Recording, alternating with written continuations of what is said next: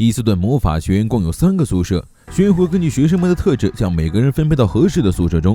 代表勇气和信念的亚德拉宿舍，代表智慧和勤勉的欧尔加，代表才能与自尊的雷安。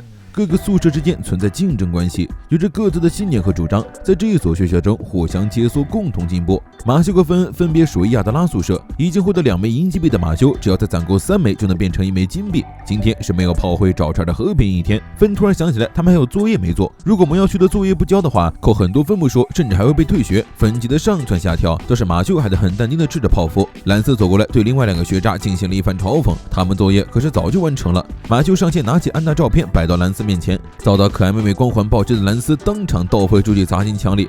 为了不拖累亚德拉宿舍的后腿，兰斯决定指导一下2个学者的作业。这一次魔药课作业中要用的曼德拉草，只要能让草停止哭泣，他们就能成为万能的魔药素材。兰斯先做了一个示范，曼德拉草很快停止哭泣睡着了。他让芬和马修自己试一下，芬是单纯的记忆不精搞不定，而马修则是彻底不会魔法，安抚失败就算了，曼德拉草哭得更厉害了。芬在经过兰斯的耐心指导后，很快掌握了技巧，完成任务。结果一看马修那边，笑死，直接狂暴变异了。马修飞起给了对方一巴掌，曼德拉草当场吐血昏迷。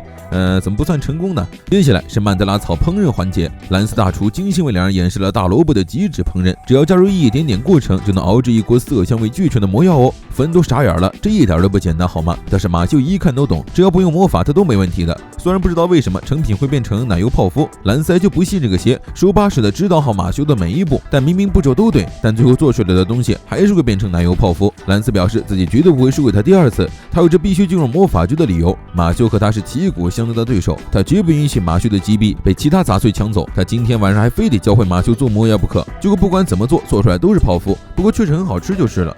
与此同时，雷安宿舍也盯上了亚德拉宿舍，准备把他们击币全都抢走。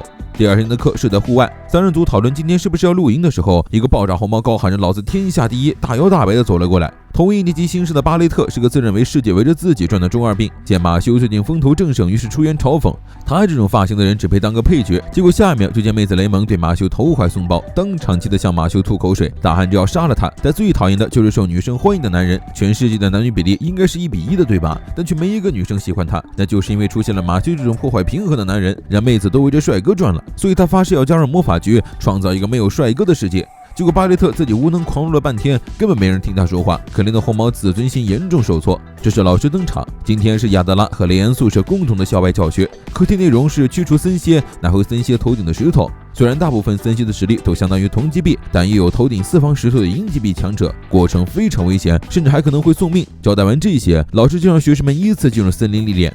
临走前，巴雷特放下狠话，表示自己绝不会输给马修。马修刚准备和兰斯一起行动，一个男人突然搭上他的肩膀，问他是不是太得意忘形了。紧接着一根石柱从地里冲出，对着马修的腹部就是一击。这边的动静引来了老师的关注，男人无所谓的表示他们在闹着玩。看到马修露出凶狠的表情，男人哈哈大笑，他就是想看马修这张脸露出痛哭流涕的样子。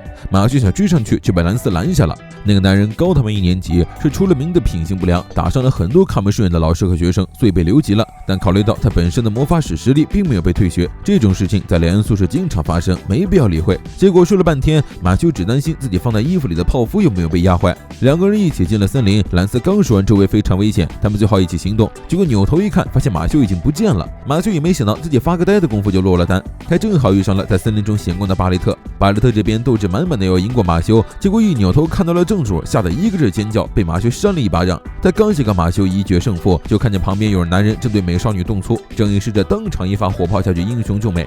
感动的妹子立马凑过来要对他以身相许，被美色冲昏头脑的憨批当然看不出来这是美人计。面对妹子的搭讪，强迫自己要冷静，然后狠狠给了自己2巴掌，顺便以头抢地，当场升天。美少女的魔法能让只有一瞬间感受她魅力的人彻底爱上她。见巴雷特已经魅惑成功，美少女把魔爪伸向了吃泡芙的马修，只可惜马修这块木头简直油盐不进，魅惑开到最大的无济于事。美少女见此也只好放弃，开始向巴雷特卖惨，说2年级的希巴尔看中了他的能力，一直死缠着他，他不想成为对方做坏事的帮凶，却没有办法摆脱对方。美少女梨花带雨的样子让巴雷特心动不已，发誓一定要好好教训希巴尔一顿。3个人脚下突然升起一串石柱，刚说完正主就来找茬了。为了守护美少女，正义的周二品决定主动出击，起打击犯罪。没等谢尔巴放完话，火炮机关枪已经朝他毫不犹豫地砸向。可惜有烟无伤定律，谢尔巴被石柱保护得严严实实，根本没受到一点伤害，反倒是巴雷特被石柱击中，当场吐血。马修吃了一半的泡芙惨遭波及，掉在了地上。谢尔巴对巴雷特大放厥词，猖狂不已。刚才的气势去哪儿了？倒是来杀了他呀！另一边，菜鸡雷蒙和芬恩抱着兰斯大腿哇哇大哭。兰斯很担心马修，对方被巴尔西盯上，现在不会已经开打了吧？